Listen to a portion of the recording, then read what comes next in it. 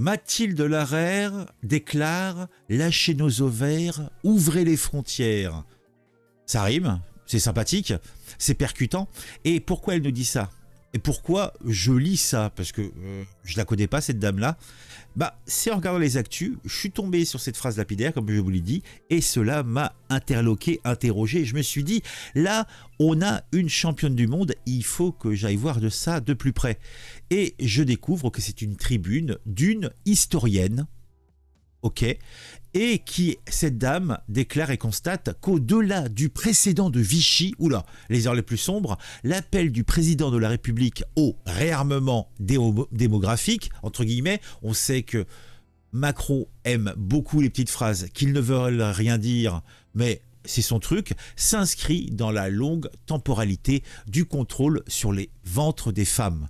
Bon, moi, le seul univers dans lequel je sais que le ventre des femmes est contrôlé réellement, c'est dans l'univers de Dune, où vous avez une des sous-races de l'univers qui utilise leurs femelles comme, effectivement, ventre de femme. D'ailleurs, ils flinguent carrément le cerveau des femelles de leur espèce et les mettent dans des sortes de caissons, des sortes de lits, et toute leur vie, elles vont détourer des gamins de façon infinie, quoi. Voilà, ça, effectivement, c'est un usage et un contrôle du ventre des femmes. Dans notre société européenne et française spécifiquement, personne te met un couteau sous la gorge pour enfanter, je pense. Mais disons que ça peut pas faire de mal de mettre les gens devant leurs obligations, peut-être simplement leur dire que il y a des impératifs. Est-ce que tu envisagerais pas de faire peut-être un enfant simplement pour le taux de natalité, hein, sois citoyenne, voilà. Mais disons que personne ne va t'obliger à quoi que ce soit.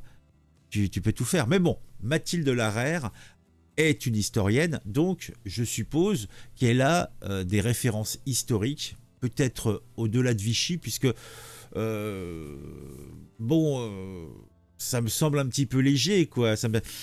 Donc on va s'intéresser un petit peu à ça, à ces déclarations, et on va voir ce qu'on peut en tirer.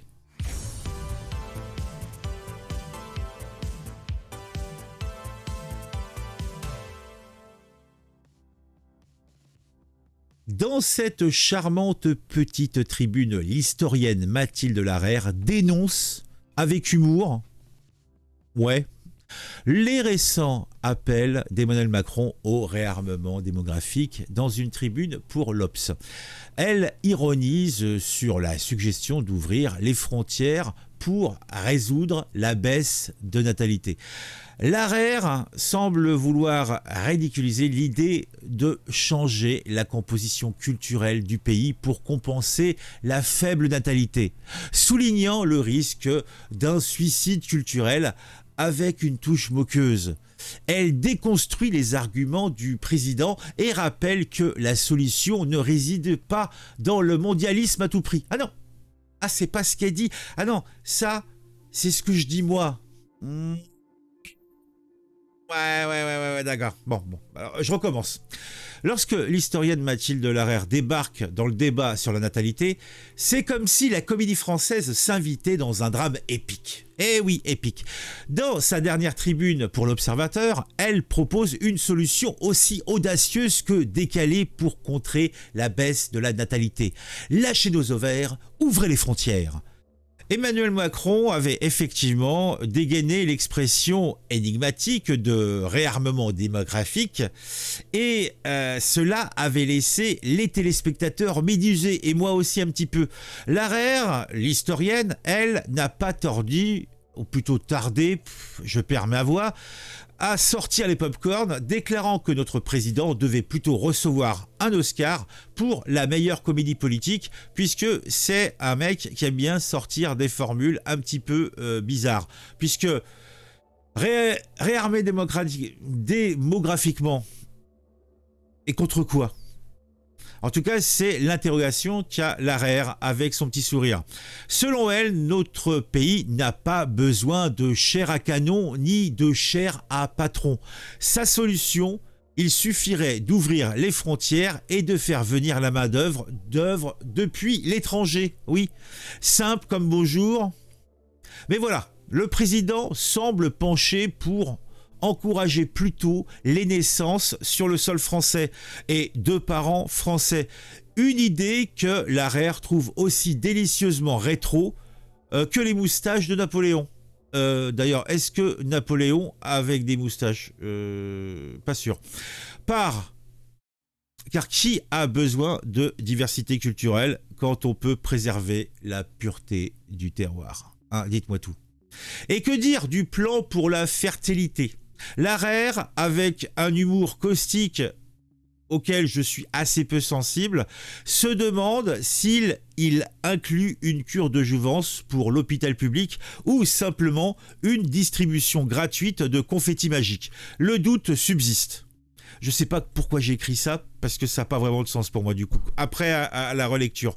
La tribune dérive ensuite joyeusement vers les politiques natalistes du passé, et d'où l'expression et la référence à Vichy, avec une mention spéciale pour les médailles de tempérance et les familles nombreuses rayées de la liste des indigents. Mais revenons à la fin du 19e siècle, s'amuse Larère, comme si elle faisait un clin d'œil à des gens qui seraient heureux de l'écouter. Et je pense qu'il doit y en avoir, parce que doit faire des conférences, des trucs comme ça. Bon, en conclusion, la petite Mathilde Larère, dans son style qui est unique, lance un appel hilarant: lâchez nos ovaires, ouvrez les frontières. Bon, moi, j'ai trouvé son laïus un petit peu lourd, plein d'absurdités. Ça sent le gauchisme à plein nez. Et ça me fait me dire, mais qui est donc cette Mathilde Larère? Puisque au-delà de sa tribune, alors déjà, pourquoi l'Obs lui propose une tribune?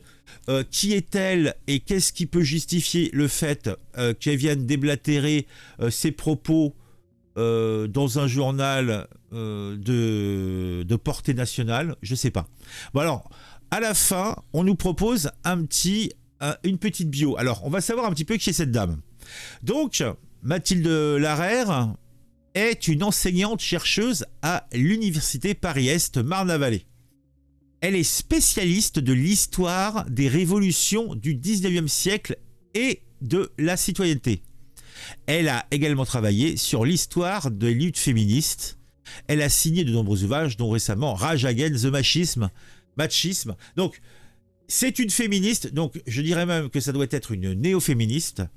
Je ne sais pas quel âge elle a, mais on va voir ses réponses. Donc, je me dis, sa réponse est plus en tant que féministe que historienne, il me semble. Je ne sais pas ce que vous en pensez.